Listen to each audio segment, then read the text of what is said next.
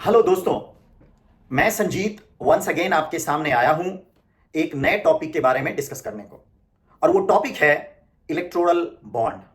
ये टॉपिक आज इंडिया के सारे news channels, social media, political parties in and around sounding of political system सबसे ज्यादा चर्चा का विषय बना हुआ है। पहले तो हम ये बताएं कि ये इलेक्टोरल बॉन्ड है क्या, पर उससे पहले मैं आपको एक डेटा शेयर कर रहा हूं।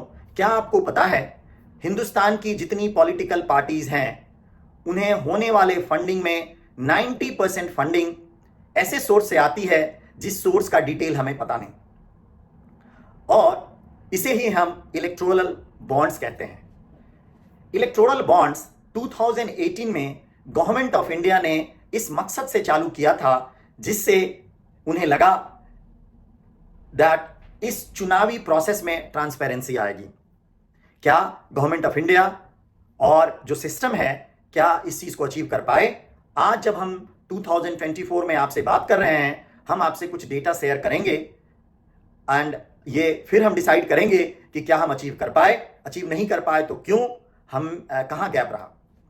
अब इस चीज को समझना पड़ेगा। हाल के दिनों में बहुत सारे लोग, बहुत सारे एजेंसीज ने सुप्रीम कोर्ट को अप्रोच किया that the government of India should declare the source of funding to each political parties, and Supreme Court ने ये आदेश SBI को दिया to share all the details of political funding for each parties to the Election Commission of India.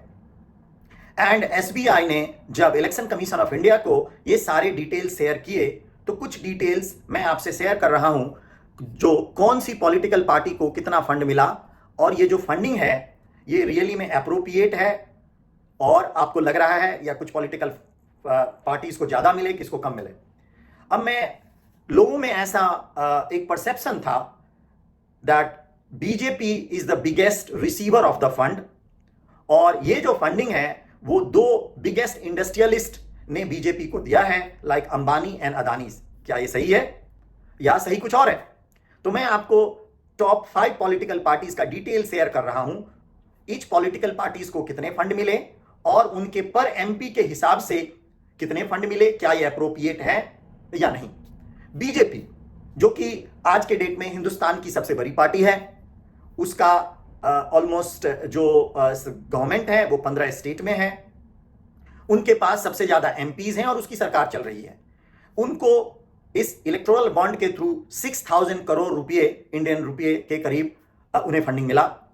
TMC जो कि सिर्फ एक state में rule कर रही है और उनके करीब 20-22 एमपी हैं, 1600 करोड़ रुपए।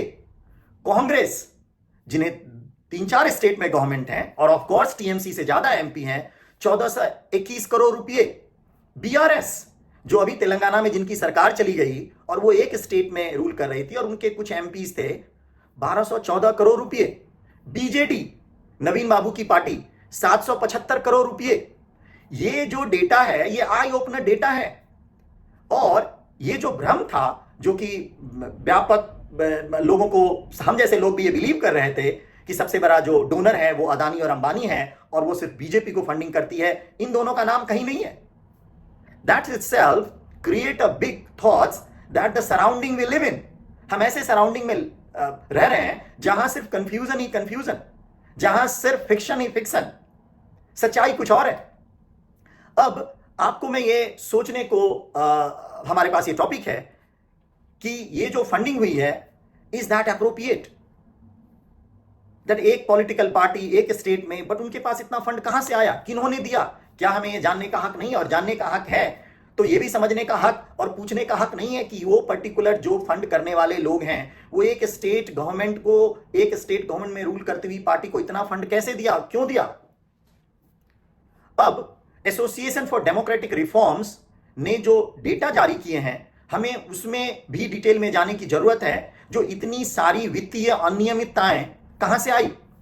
इलेक्टोरल बॉन्ड्स को पॉलिटिकल फंडिंग में ट्रांसपेरेंसी की दिशा में एक कदम के रूप में पेश किया गया है, लेकिन इस डोनर के खुलासे के बाद और डिटेल आ रहे हैं, हमें यह पूछना पड़ेगा कि क्या ये अकाउंटेबिलिटी और ट्रांसपेरेंसी जो इसका उद्देश्य था, क्या इसमें यह सफल हो पाए? और यदि नहीं सफल हो पाए तो क्यों नहीं सफल हो पाए, हम इसको कैसे इंप्रूव कर सकते हैं? आपको यदि ये मेरे विचार और ये डेटा आपको कुछ इंट्रीगिंग लग रहे हैं, या आपको लग रहा है कि नहीं आपके कुछ थॉट्स इससे डिफरेंट हो सकते हैं, आपको लगता है जो नहीं, जो डेटा हमने शेयर किया है कुछ पॉलिटिकल पार्टीज का, स्टेट पॉलिटिकल पार्टीज का, उनके फंडिंग अप्रोप्रिएट है, वो भी शेयर करें। आपको लगता है नहीं, तो अपने राय बिल्कुल हमारे कमेंट सेक्शन में जाके करें, और हम इस तरह के टॉपिक को लेकर के आपके पास फिर से आ रहे हैं। If you like my channel, please share and subscribe. Till the time, thank you so much and take care.